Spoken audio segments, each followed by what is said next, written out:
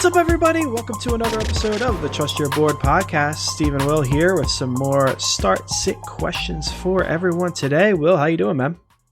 Doing pretty good. Welcome, everybody, to the podcast. It is our second episode of the week here. As Steve mentioned, some start-sit decisions, got some trade things here as well, and trying to reassess how my leagues are going here after week one. I unfortunately didn't pull it off in our work league. I think we just pulled it out in our dynasty league.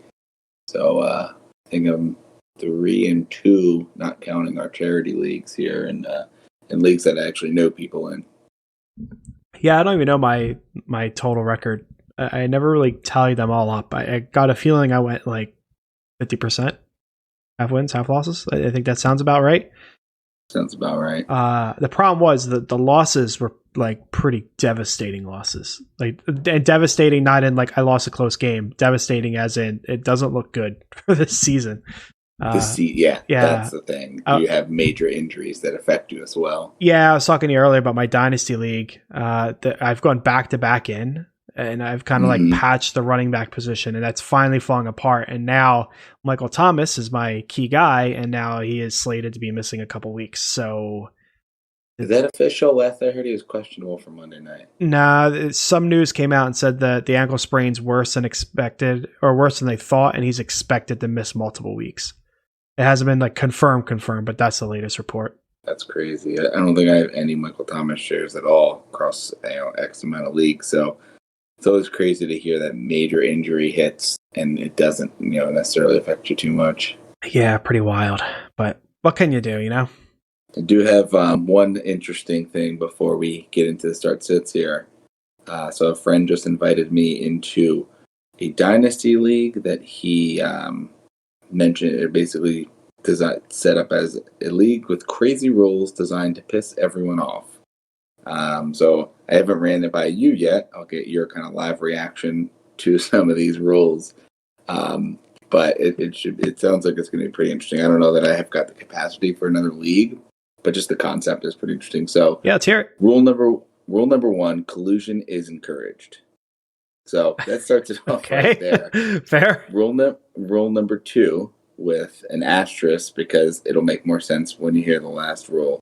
11 teams, 11 people, 10 teams. 11-person league, 10 teams. Okay. Rule number 3, 2 divisions of 5. Person who finishes in second to last each year gets to pick the teams in their division the next year. Okay. 3 weeks of the playoffs, 8 playoff teams. So basically 8 of the 10 teams make the playoffs. And then out of the 2 that don't make it, that better of the 2 gets to pick his division the next year. It's basically they're attempting to even out the scoring based on the positional. Winner of each week gets to pick a player from the team that they beat. Oh. This is Dynasty too. So you're like crazily poaching people. That's they're vampire leagues, right? I think they're called. Yeah, I guess that's kind of what it is. Vampire League, I think, is the one where one player, isn't in the draft, and then, they just get to make a team with guys that they weren't, that were not drafted, but then from there they get to pick a player from everyone they beat. I feel like so far I've been with all these rules. This one, I think, is a critical problem. Because you're not if you have a rebuilding team, you're going to end up with the 101. You're going to draft CEH. Well, your team's still going to suck. So you're going to lose the first week of the next season, and then someone's going to take CEH. It'll make a little more sense when you hear the end there too, I think. Okay. So 30 teams, draft position is still, 10 teams, 11 players, 30 players on a team, 25 you keep. So you keep 25 of 30. Okay, fair. Draft position is decided by worst record. But the key thing is the person who finishes in last place is removed from the league for a year and gives his team away to the team that was out. So that's why there's 11 people and 10 teams. Oh, interesting. So your team, basically the 11th team is just going to take over whoever's last place. And then whoever's last place that year, moves around. So while players are moving around, teams are actually moving around as well if you're ever in last place. But the roster was the thing that was craziest. So 5 super flex, 5 wide receiver regular flex for everything, 5 wide receiver running back flex, 5 wide receiver tight end flex, and 7 IDP. So yeah, like 27 starters, I guess, with a couple bench players. You're basically playing everybody, but yeah, you could start up to 5 quarterbacks. Yeah, I mean, that's just going to create such a lack of balance. I can't see anyone wanting to do this league after 3 years. It sounds like he mentioned that it was intended to keep balance across, like scoring is going to be set up. So like, I'm assuming there'll be some type of like super, what is it?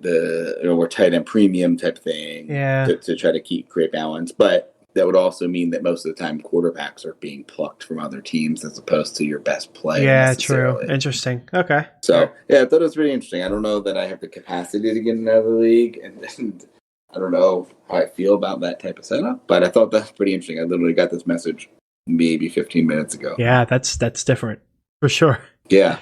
I thought I'd heard everything in fantasy, but that is different. Yeah, that is it's something else. Interesting. Yeah.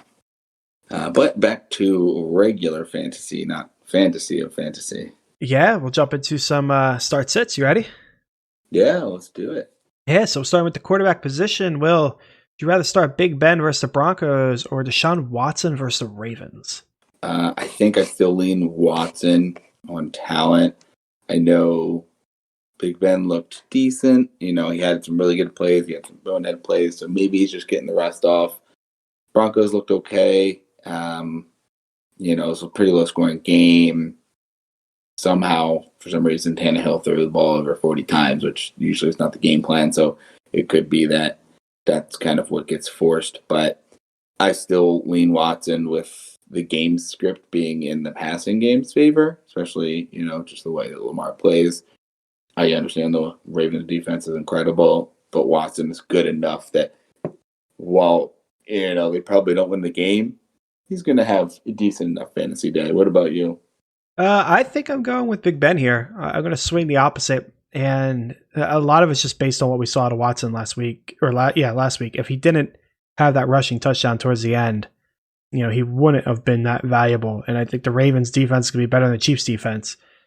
But they'll end up in a similar situation where the Ravens are going to run up the score. So I don't know. I mean, it could definitely work out for him. I get the narrative around, Big Ben looked fine. He's probably going to take some time getting up to speed. It's just Watson just worries me a little bit. So I do side with Big Ben here.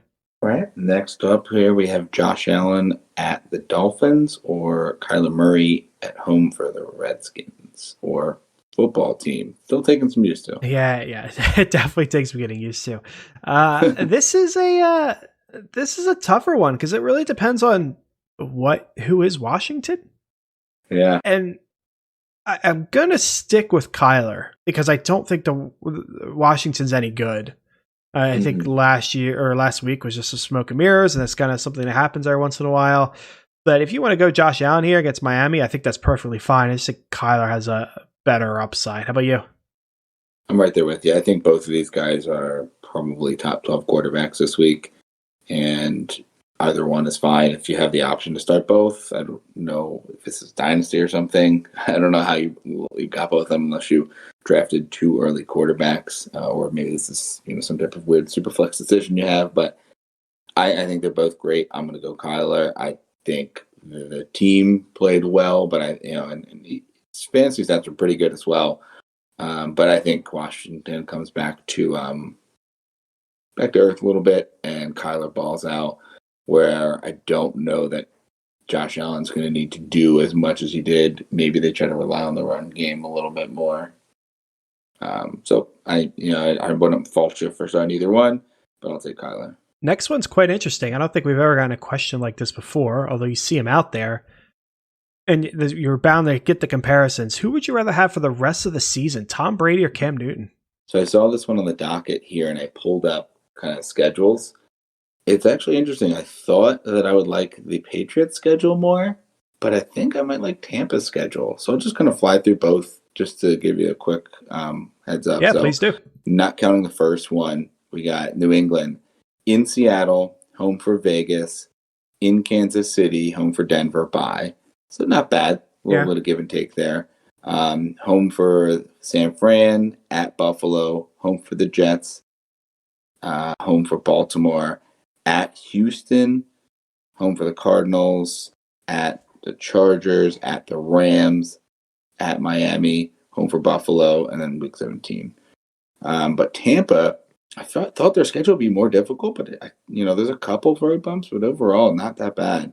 Home for Carolina, at Denver, home for the Chargers, at Chicago, home for Green Bay, home for Vegas, at the Giants, home for the Saints, at Carolina, home for the Rams, Chiefs, bye week, and then playoffs would be Vikings, at Atlanta, at Detroit. So that's a pretty juicy matchup there. And I think they play a lot of the same divisions. So overall, there's maybe only a few that are different, but the way it lines up, I think they're pretty even, just kind of talent around them. I probably lean Cam a little bit there, but the way the schedule lines up, if Tampa can get it together, and I imagine they will. I know it's a lot of new pieces going, with the quarterback there. I think that they really could get rolling, especially by the end of the season. So I'm going to go Brady. Yeah, so I guess I'll phrase it this way. And it's hard to judge after week 1, but looking at your team, if you think that you just need a fine quarterback to get through, you're really stacked at the other positions, then I'll go with Brady and lock in that juicy playoff matchup.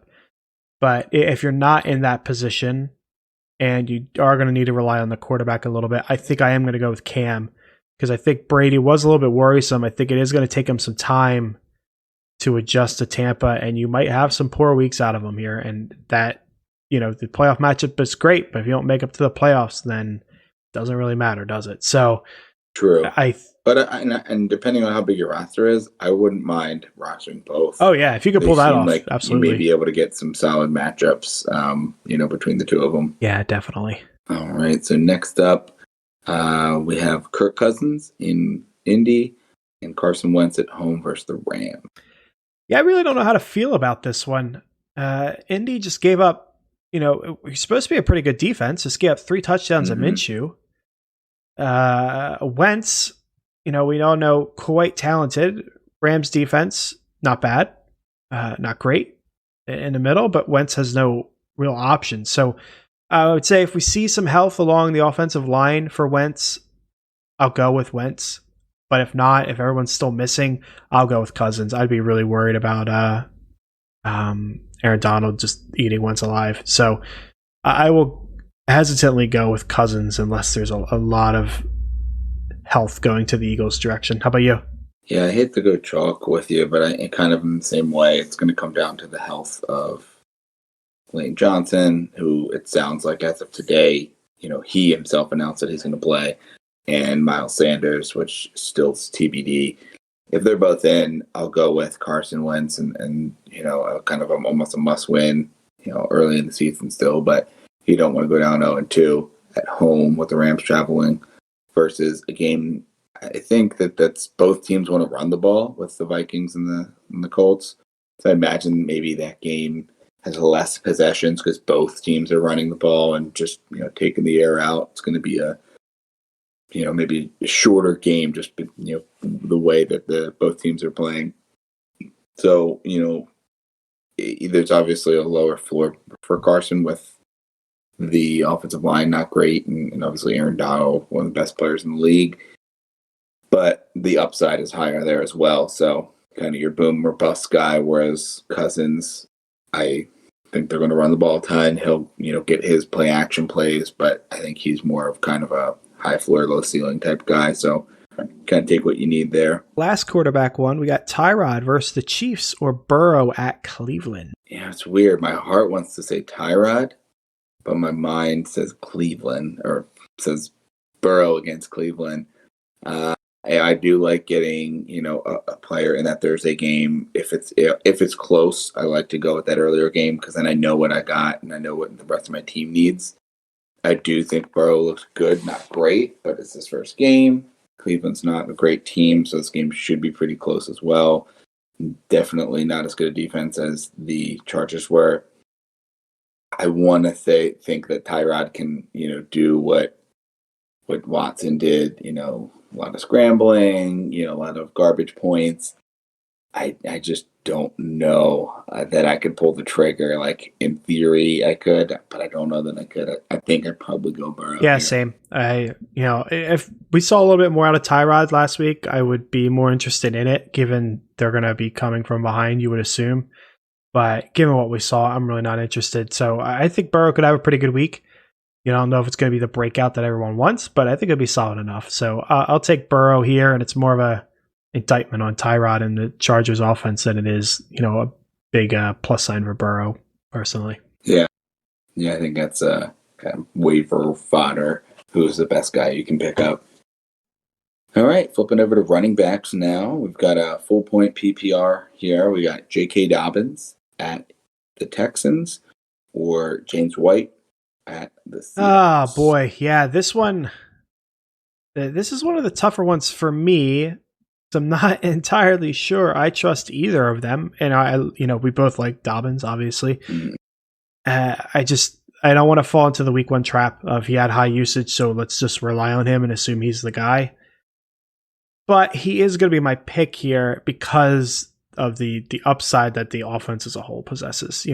I could see it going either way. I could see Dobbins regressing back to what we thought he was going to be this year, and White maintaining his kind of steady pass catching role and just outdoing Dobbins with his dips and dunks and that kind of style of play. But Dobbins has some solid upside, as we saw last week. He's not the better offense, so I'll lean on the better offense here, and I'll go with Dobbins. Yeah, I think I'm going to go the other way, and I think this is similar to our last one, where do you need upside or do you need safety? White, I think the matchup is going to lend that he's leaned on a little more, because I do imagine Seattle's going to be able to move the ball and put up some more points than Miami did. So you're maybe going to need to have some hurry-up offense and, drives that involve a lot more passing, where James White has more usage. And I just think, Dobbins scored once, maybe twice, and Mark Ingram efficiency was down, didn't get in the end zone. But he had more carries, he had more touches. So I think, maybe there's some regression to the mean for both Ingram and Dobbins. So I'm going to take James White here over Dobbins. But I think it's more of a floor thing, or, if you want a high ceiling, J.K. Dobbins would make sense. So I'll say in a vacuum, White, but Dobbins is your ceiling play, James White's your floor play. Okay, next one's a half-point PPR. Would you rather start Mixon at Cleveland or David Johnson versus the Ravens? To think preseason, this would have been a choice. I know, right? And then 1 week happens, and we have this staring us in the face, because the opportunity is going to be there for David Johnson. We saw Duke Johnson get hurt. I'm pretty sure he's going to be out a couple of weeks. But I can't start him, especially in this matchup against the Ravens, over Joe Mixon. Half-point PPR, both of them should be able to get a decent baseline for receptions. But I'm going to take Joe Mixon in Cleveland. I think he bounces back. His efficiency is probably a little bit better. David Johnson will be good. He probably gets some, check down passes, but I just can't go against Mixon again here over David Johnson, so I'm going to stay with Mixon. Yeah, same boat. I think this is a get right week for Mixon. I think they're going to feed him the ball to make sure he gets right. And you hit the nail on the head with David Johnson. Like, the opportunities there. They're going to be coming from behind a lot. He's got the pass catching role. Will the touchdowns be there against the Ravens defense? I don't know. If he does get a touchdown, I don't know how happy you're going to be with him. So I'm going to go with Mixon as well. I think it's going to be a real nice week for him. So next up here we have James Robinson against the Titans in Tennessee, or Antonio Gibson against the Cardinals in Arizona in a full-point PPR matchup. Almost like my team in our work league. Yeah. I got both these guys. Possibly a decision. Yeah. Is this one from Steve in Toronto? It's not. I feel like I'm starting someone else in that league at the flex. I would have to look it up. But I'm going with Gibson here. Robinson was really encouraging, but I do want to see it again. And he's got a tougher matchup against the Tennessee defense. Gibson's still interesting. He's going to have some up and down games. It's going to be hard to predict, I think, which is a shame, but I would stick with Gibson. And I guess to add on, we're in a half point, but it was Ronald Jones I'm starting against that weak Carolina defense. I don't think you can pass that up. So I'm starting Ronald Jones over juicy. both of them. Especially the usage. Yeah, 100%. But yeah, for this group, I will go with Gibson. How about you? Yeah, I'm right there with you. Both of them, I think, have to prove it. Both of them are unproven players. Tennessee looked pretty solid, on defense. I don't particularly remember either of the running backs for Denver standing out last night. Granted, Gibson didn't look great, but aside from a quarter and a half, they didn't really need to use the running back in the passing game much. By midway through the third quarter, they were back in the game and they were pretty much controlling everything. So I think this is going to be a different game script where they're going to have to be coming back, and you could get some garbage time, some passing down work that Gibson is involved in. And I just think he's a better player overall, whereas I think Jacksonville's going to try to run the ball, but that's Tennessee's forte, and I think the game script got out of hand quick for them. As I mentioned earlier, Tannehill threw the ball over 40 times. That's not the recipe for this team. They want him to be around 20, maybe 25 passes, where you have 25 to 30 carries for Derrick Henry. So, yeah, I'm gonna go Gibson pretty easy. Yeah, and to clarify, I don't think it's gonna change your answer any, but Melvin Gordon was a 2.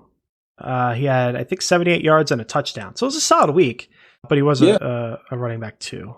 So so decent, but I still think I'm going to go Gibson in this matchup over Robinson. Fair. And our last running back question: it's Standard League. Chubb versus the Bengals or Gurley at Dallas? I'm going to go Chubb. I think this is a get right week for him as well, because we'll be rooting for a lot of good rushing performances here on Thursday. I think both are going to be RB2 range. You're hoping Chubb can get the RB1 that you likely drafted him at. And Dallas defense, didn't look great. I know that both of the Rams running backs, they were able to move the ball through the air and then punch it in the red zone against Dallas. So we'll see. I think Leighton Vander Esch got hurt, and I don't believe he's playing this week. I think he may be out extended period of time. So there may be an opportunity for Gurley to get in the end zone, but I'm going to take Nick Chubb against a pretty bad Bengals defense in a divisional game that I imagine both teams are going to try to establish the run and get to work early and often. What about yourself? I'm the same. I'm going with Chubb. I think I'm a little bit more confident in him than you. I think he is a running back 1 this week. I think they're going to feed him a lot. And part of that is because he didn't have a great week last week, and you have to get him going if this offense is going to be anything. But B, it's worrisome because me and you have him in a couple of different locations, but you got to protect Baker. Baker, it just doesn't look good. And if you're going to protect a quarterback, it's going to be via the running game. So, I don't know what their game plan was for week 1. If that was a plan, it just got away from them, or if they thought Baker was fine and it just didn't work out. But I imagine they lean on Chubb a lot here. So I will go with Chubb. Nothing against Gurley. I think he'll be fine. Has a good matchup, but I like Chubb. I think he's got a real high ceiling this week. All right. Next up, we'll move on to the wide receiver position. Got a big one here. PPR pick 2. Will Fuller at home versus the Ravens. DJ Chark on the road against the Titans. Odell Beckham Jr. at home versus the Bengals on Thursday. And Deontay Johnson at home versus the Broncos. Yeah, I'm not a big fan of this one. So Fuller's out. I don't want to deal with Fuller, which, he had a good week. But again, I think the Ravens defense is going to be better. And I want to see it again before I fully trust him. DJ Chark had a good week. I have no problem starting him up. So DJ Chark is going to be one of them. I think he's got a solid matchup. Minshew looked good. Chark looked good. So we'll lock him in there. And then between OBJ and Deontay Johnson, it's tough. I look at it and I lean OBJ because of the matchup against the Bengals. But after what I just said, I don't know, how large the opportunities are going to be. Where Deontay Johnson, once he got out of the first half, he looked good. He got plenty of snaps. I think he tied Juju with the snap lead or target lead. I forget which one. But either way, he was a critical piece of that offense. I think I'm going to roll the dice with OBJ. It worries me, but if it could be a get right game for Chubb and it could be a get right game for OBJ. I mean, the game plan could be hand the ball to Chubb, pepper OBJ with targets, and protect Baker that way. I'll lean that way. If you don't like it, I understand. I'm perfectly fine with that. But for now, I'll go with Chark and OBJ. How about you? Yeah, this one's tough. I'm kind of thinking through it now. I think the first one I actually rule out is OBJ. We saw it last year. He was peppered with targets this year. We saw it again.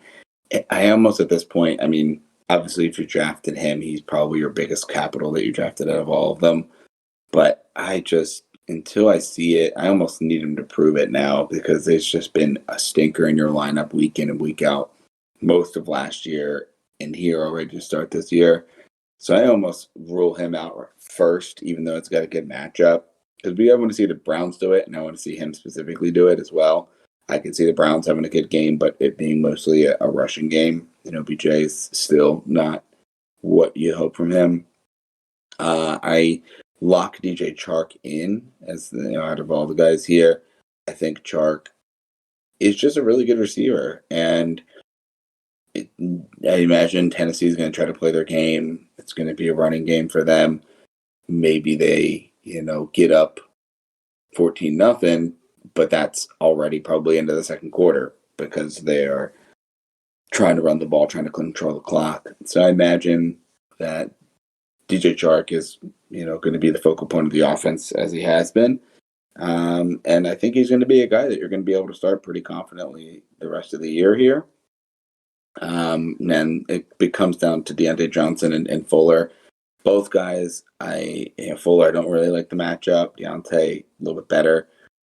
Both guys, I think are going to be peppered with targets. And I'm pretty sure that Juju and Deontay Johnson were kind of far and away the target leaders in Pittsburgh. And Will Fuller, I think, is clear cut going to be the target leader with the Ravens. It's not going to be pretty week to week, but you're going to get, 5+ catches, 60+ yards. I think that's a baseline for him. I think he had 8 and 110 last week. And as I mentioned earlier with Watson, I think that you have a good baseline with him, and you're going to have the game script working, negative game script working in the passing game's favor. So I lean Fuller slightly over Deontay Johnson, but I do like what I saw out of Johnson, even though the production wasn't great. He was targeted a lot. It was good to see Ben utilizing him and going to him. So I think he's pretty close to Fuller, but if I'm picking two here, I'm starting Fuller and Chark. Next one's quite interesting. At least it is for me. Maybe you think it's easy, but in a PPR, would you rather start DJ Moore at Tampa Bay or Anthony Miller versus the Giants? Yeah, I mean, surface level, it looks fairly easy, but I definitely understand the worry after week one with DJ Moore not being the far and away, leader on the team, right? Robbie Anderson was utilized early and often. Even Curtis Samuel was used. I'm pretty sure all three of them had more targets than CMC did. So I get why you may be a little worried. I am still going to go with DJ Moore in this matchup against Tampa. I like Anthony Miller. I know that the Giants matchup is juicy. I just don't trust Mitch. And I don't think, Miller maybe gets a touchdown, but I don't think he's going to be a target hog, where I do think there's a good chance that DJ Moore gets back to that. I think Miller, you're chasing touchdown or chasing the big play, whereas DJ Moore, you're going to likely have a better baseline. Yeah, I'm with you. I think you have to go with DJ Moore, but I think it's easily in the realm of possibility for Miller to have the better week. He's got the easy matchup against the Giants. DJ Moore has a tougher matchup. We say easy and tough. It's only been 1 week, but that's the way things are lining up right now. Like you said, DJ Moore was kind of weird to use the word committee for a wide receiver core, but I mean, you all get like the same amount of targets. It's practically a committee, right? So from that standpoint, it's tough. But again, Robbie Anderson's so unpredictable. We've seen in his career, unless something's changed, you can't rely on him to have a big target count week in and week out. So maybe some of that swings DJ Moore's way. On the flip side, there's been talk of Allen Robinson being unhappy with contract negotiations, ripping down all his bear pictures and hashtags on his Twitter profile. So maybe they try to get him right and pepper him with targets and make him happy in that regard. I don't know if that's really going to help when it comes to contract negotiations, but they might do it, and that would hurt Miller. So yeah, I'm going to go with DJ Moore. I think it's too early to play this game, starting, what everyone sees as a very steady breakout potential. I feel like he's already broken out, but a 3rd round pick in DJ Moore and a whatever he was 7th, 8th round pick in Anthony Miller. I think it's too early to play that game, but I don't blame you if you want to do it. I get it. Yeah. Well, next up we have half-point PPR Allen Lazard at home for the Lions or Robert Woods on the road against the Eagles. There's really not a lot to debate here for me anyway. Like, no. I'll stick with Woods. I mean, the Philly defense, they could shut down Woods, sure. I mean, the potential exists. But, I'm going to take Robert Woods, who gets peppered with targets. He was the only pass catcher or the only wide receiver on that team that did anything for the Rams last week, over Lazard, who, could have a really good game or could do absolutely nothing. So I'm just not playing that game. The upside's there. He might have higher upside than Woods. Yeah, I could see that world, but I can't start him over Woods. So I will go with Mr. Robert Woods. How about you? Yeah, I'm right there with you. I think that Woods probably is going to be a really good play this week, given that I imagine Darius Slay is going to be locking up with Cooper Kupp. And the Eagles have a couple of decent cornerbacks behind him, but he's far and away the best corner on the team. So I imagine Woods is going to be able to get some nice, short and intermediate routes. Likely doesn't get in the end zone because that's just Robert Woods, but, I think you're going to be able to get 5 to 10 catches, 60 to 100 yards. So you're going to be able to get a pretty solid week out of Robert Woods, especially in a matchup that I imagine, as long as the Eagles are healthy, it's going to be pretty close and pretty competitive. I like Allen Lazard, but there's always the chance that either they go up big and they're running the ball. You also have the chance that MVS has a big game. He gets, the two or three touchdowns. There's just too many mouths to feed that, it's not like this is Devontae Adams and he's going to get his. We don't really... I think you and I both believe and hope that it's Allen Lazard, but we don't know for sure. Rodgers was talking a big game with MVS, so I just like what I'm pretty sure the baseline is going to be with Robert Woods. Okay, our last wide receiver, full PPR, Paris Campbell versus the Vikings, or Tyler Boyd at Cleveland. Yeah, Tyler Boyd did not look good. I think, base level, it's him, right? Just name-wise, matchup-wise. Cleveland, and Minnesota both aren't great, but Tyler Boyd is proven. Got a rookie receiver, a rookie quarterback, and Paris Campbell, has a pretty veteran quarterback, but I think this is closer than some of the ones we've talked about so far, but I'm going to go, especially in these first few weeks, I'm going to go chalk, and I'm going to go with a guy that I've seen before and that I know I'm getting, Tyler Boyd. He didn't look great in the first week, but I wonder if that's just getting used to a new quarterback, and it gets better as the season goes on here. So I'll give it another week here with Tyler Boyd and kind of harp on what I've said earlier about, if I'm going to start somebody on Thursday, I'm going to know what I get out of them and know what the rest of my team needs the rest of the way. Ah, boy, I'm going to contradict myself, and I'm going to go with Campbell here. I think, given the matchup and his week last week, I do worry quite a bit about Boyd. I think this, what was it, 4 catches for 30 yards or something? I think that's in the realm of possibility again, and I think Campbell's going to be fine. I contradict myself because, at one breath I say, it's too early to play the game with DJ Moore and Anthony Miller. And here I am 2 picks later saying, well, we could play the game with Boyd and Campbell. To me, there's just a difference between DJ Moore and Boyd. So I'm more willing to play the game there. So I will go with Paris Campbell. But yeah, if you can't pull the trigger on that, I completely understand. I get the Boyd pick too. So that wraps up wide receivers. We're going to do a little bit of flex play here next. First option, PPR, pick 1, Cortland Sutton in Pittsburgh, if he in fact plays. Mr. Paris Campbell, who we just talked about, at home versus the Vikings. Or Dallas Goedert at home versus the Rams. I am not starting Sutton, even if he plays. I mean, you miss a week of injury, and then you come back and you play a tough Pittsburgh defense. I know Slayton had success there. I'd imagine that probably shocked Pittsburgh, and they're going to clamp down. So I'm not super interested with the injury and the tough matchup. I could see him being out there as a decoy more so. So I'm just not going to play with the game with Sutton right now. So it comes down to Campbell and Goddard, and I'll stick with Campbell again. I don't know, maybe it's a little bit of bias because we liked them, or at least I liked them a lot in the mock season as like a later round pick to just throw a dart at, and it paid off week 1.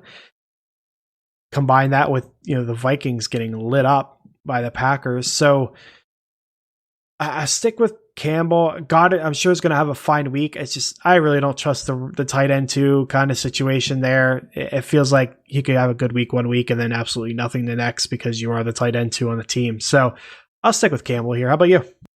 Yeah, I think I am a little contrarian to you. If Sutton's healthy and, obviously if it's game time decision and it sounds like there's a chance he needs to be out there as a decoy, I get wanting to go against him. But if he's healthy, if he's practicing at all on Thursday or Friday here, and it sounds like he's ready to go, he's talented enough that I think he's going to get enough looks and he's going to have a good chance at a touchdown that I wouldn't mind playing him.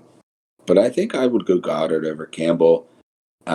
Seeing him play and kind of looking at the snap counts, he played almost 80% of the snaps. So, in previous years, he was kind of tight end 2 on the team and kind of getting opportunities here and there. He seems like he is a focal point of the offense, and this could be the first time since New England having Gronk and Hernandez that we saw 2 really very good, very usable tight ends on the same team. So I think that this could be a situation where both of them are going to be the focal points of the offense. Receivers are kind of sprinkled in around them. And I do think that that was his first 100-yard game. He was used on the field a lot. I think this could be the coming out party for Goddard. We'll see. But I think I go Goddard here if there's any trace that, Sutton isn't 100% isn't ready to go. But if it does sound like Sutton's practicing Thursday and Friday and he's good to go, I get that it's a tough matchup. But I just love the talent there that I would go with him. But if not, I'm going to go with Dallas Goedert. Okay, and our other flex question, PPR, Boston Scott versus the Rams or Preston Williams versus the Bills. I guess Will, let us know if your opinion changes depending on whether or not Miles Sanders is active and playing. Yeah, that's what it's going to come down to. I hate to keep, conditionalizing all of our picks here. But I think Preston Williams, very tough matchup, but we have Devontae Parker possibly not playing. I think more than likely not playing. So while you'll get Tre'Davious White, which is going to be tough, you should get a lot of targets. So it may just kind of be a force feed type thing. And while I like Boston Scott, I just don't think he's someone that's going to be very trustworthy if Sanders is on the field. And, if you get the offense back, I think just talking through it now, it's closer than I thought, just the way the matchups work out. I thought it would be Preston pretty easily. But if Sanders is playing, I just can't see you getting enough out of Boston Scott. I don't really like either of these. I'd almost want to try to find another option. But if Sanders isn't playing and Lane Johnson is playing as we imagine, I think Boston Scott could be a pretty good play. Still obviously a flex option here. So we'll see. I would almost want to see what else you have available, but I think I lean Preston Williams slightly. I'm pretty much on board with that outside of the slightly. So like if Lane Johnson's healthy and Sanders is out, then I probably like Scott. But outside of that specific scenario, I want Preston for sure in like all other scenarios. Like you said, not scared of Tre'Davious White at all. No, I think he ends up on Parker. That's kind of the big gamble. Parker may not play. If Parker doesn't play, then I'll probably go with Scott regardless. I think he's going to play, and I think he'll end up with White, or at least you'll end up with like a 50-50. If he does play, I think it is Tre'Davious. Yeah, and that's going to open things up for Preston. So I'll go with Preston in most situations, outside of the two that we kind of outlined there. But yeah, it's a tough one. Not fun. Yeah, so that wraps up our start-sit questions. Next up, we've got a couple of trade options here. All are going to be redraft. So first up, we have a 10-team PPR, Kareem Hunt and Darius Slayton, or Mark Andrews. It's an interesting trade. I think it's a nice sell high on Slayton after the big week. It could be blowing up in your face because we saw a lot of good weeks out of him last year. But in a 10-team, the positional advantage that Andrews is going to provide you is pretty awesome. So as long as you have the running back depth to lose out on Hunt, and this is a good upgrade at tight end. Like if you have a top tight end already, then obviously not. But if you took Higbee and obviously he didn't work out that well in week one, and you want to make this upgrade, I'm cool with that. So I'll take the Andrews side as long as you have the running back depth to deal with it. Yeah, I think it's a little closer for me just because there's usually a lot of tight end options available, but we know what Andrews is. We saw it last year. We saw it again this year. I think I lean slightly on getting a running back and a receiver that I could use. I don't know. I'm just trying to put myself as am I willing to trade Andrews for both of those? And I don't know that I would. Whereas I don't know that I would want to trade both of them for Andrews. So I almost keep if I'm the team that has either of their sides. But I guess I do lean Andrews slightly just because I think overall he's the best player. And you're going to get, a free agent as well as him because of trading a 2-for-1. So I guess thinking through it, I probably lean Andrews slightly. But there is a lot of upside with Slayton. And, Kareem Hunt is a usable guy now. And with an injury ahead of him, could be an RB1. Okay. 12-team PPR, Jonathan Taylor or DJ Chark? Straight up. Yeah. Tough. I think I lean Taylor just because of the position scarcity and what I think you and I both think he could become. I love Chark. I mentioned that earlier. I think he is going to be, a very good receiver the rest of the way. I think he probably ends up somewhere in the wide receiver 2 range. Taylor, I think there's a little lower of a floor because he's a rookie. We haven't seen it. But he's going to get every chance to be the guy on that team. I know Nyheim Hines is still there and will get some work, but I think there's more than enough work for both of them. And if he can end up as a RB2, I think I'm always going to take the running back over the wide receiver, even in a PPR league here. So I lean Taylor, but both of them are very good, and I think it's a pretty fair trade. Yeah, I do too, and I lean your way. The opportunity to get a top running back doesn't come about often, and he's been gift wrapped this situation with Mac going out. So I would understand the worry. Hines could take a lot of work away, given the pass catching that we saw out of him. He had a nice usage, but running backs don't present themselves to you like this that often. And you got to capitalize when they do. So I will take Jonathan Taylor here. All right. And our last trade question in redraft here. 10-team, half-point PPR. Christian McCaffrey or Josh Jacobs and DeAndre Hopkins? I don't think I could pass up Jacobs and Hopkins. I think week one, what we saw to Jacobs is what we're going to continue to see. Maybe not 3 touchdowns, but a top running back option. And more of the same from Hopkins, going to get peppered with targets. So I think this is a nice way to take a better asset and break it into 2 awesome assets to fill out your team.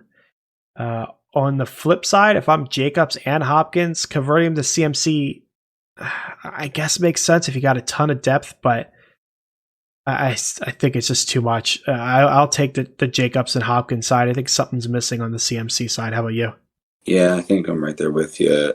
CMC is the best player in the trade. but I do believe there is a breakout here for Jacobs this year. And I don't think that he is DeAndre Hopkins amount of points and value on your team less than CMC. I think it's probably a little bit of an overpay. And maybe not, right? CMC is a beast, but I would just rather have those two very valuable pieces to build around than CMC. I definitely get why you want to go all in for the best player in fantasy, outside of the quarterbacks, but I probably lean the Jacobs Hopkins side.